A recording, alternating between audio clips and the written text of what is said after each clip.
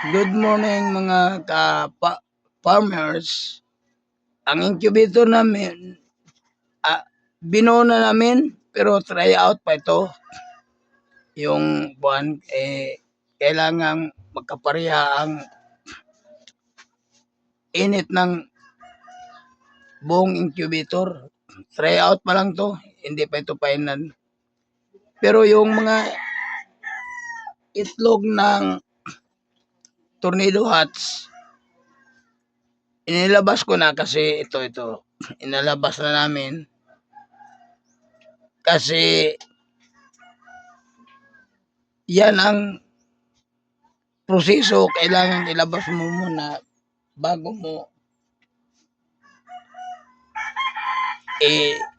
salang sa incubator. Mga 12 hours na labas mula sa chiller. Ayan o. Sige, ilabas mo lahat yan.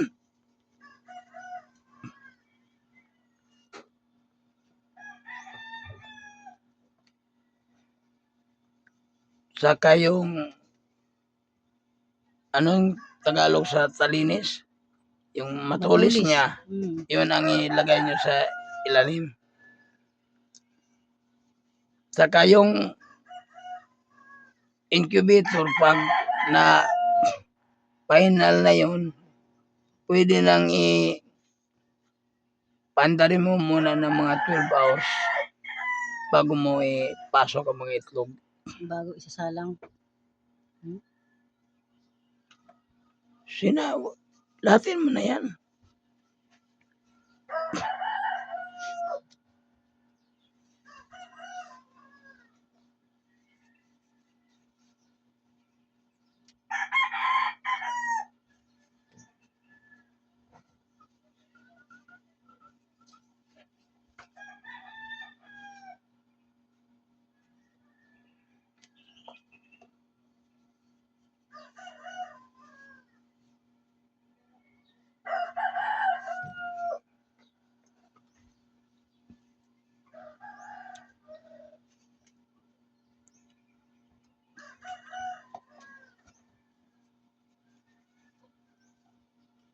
Ito na kay Tornado.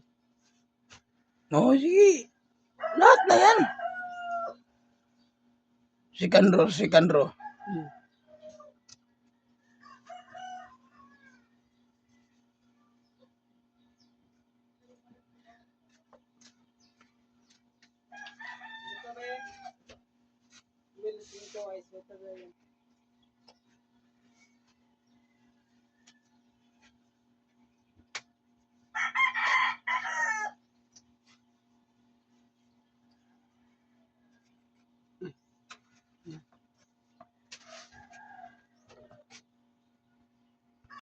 Good evening mga ka-farmers. Yung incubator natin, nabuo na.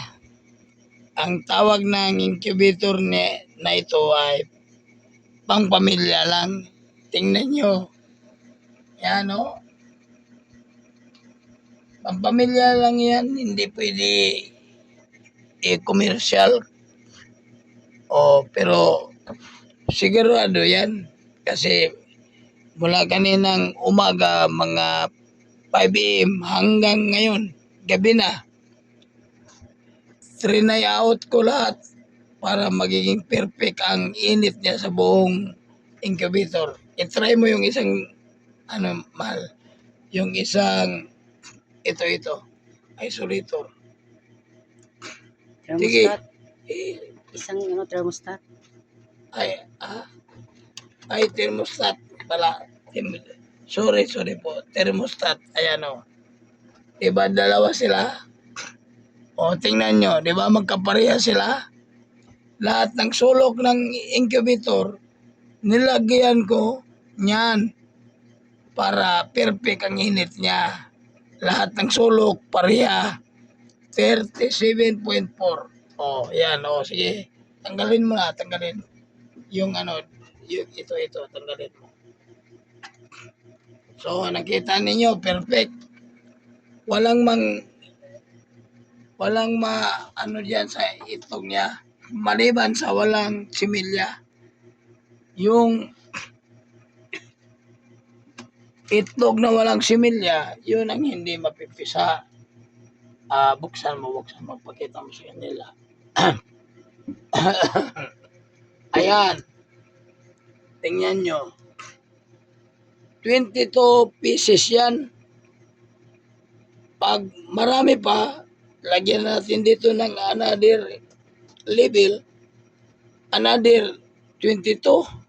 Di, sa liit niya, 44 ng kasya. Pag may itlog ka pa, ito, may extra pa ko. Diyan, sa kabila. Walang gamit yan. Diba? Ganyan talaga ang magpa-rami ng Sisiw. sisiw. Ito, tingnan nyo, nag-isolator to. Isolator, dito sa kabila. Dito.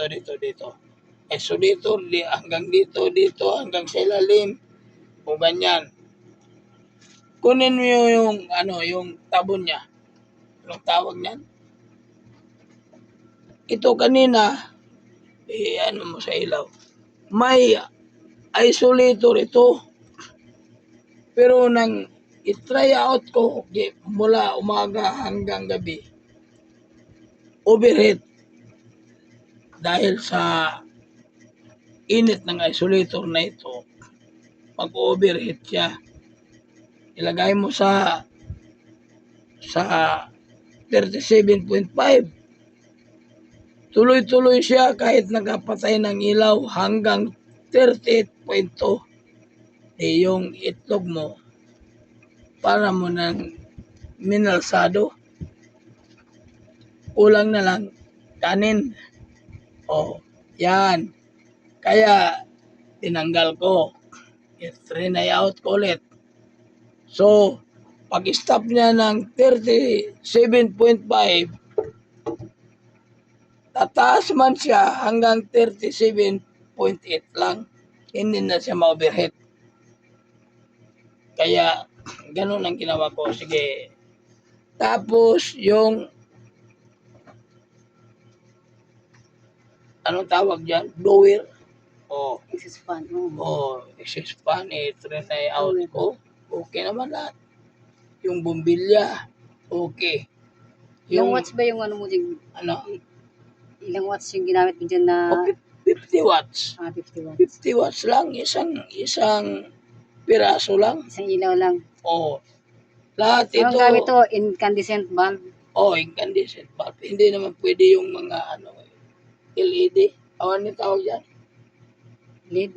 OLED o LED. Tama. May tama rin ako. Kaya ito, out ko, okay naman. Walang problema. Kaya ito, nakasalang na tayo ngayon. 22 pieces yan lahat.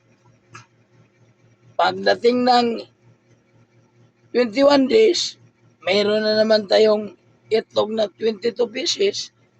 Di, another na salang na naman. Walang bakante. Ang kurente hindi hindi maksaya. Hindi maksaya. Hindi maksaya. Dahil maliit lang ginawa ko. Pag marami ng itlog, dito naman sa kabila. Diba? Walang gamit yan. Reserve lang yan.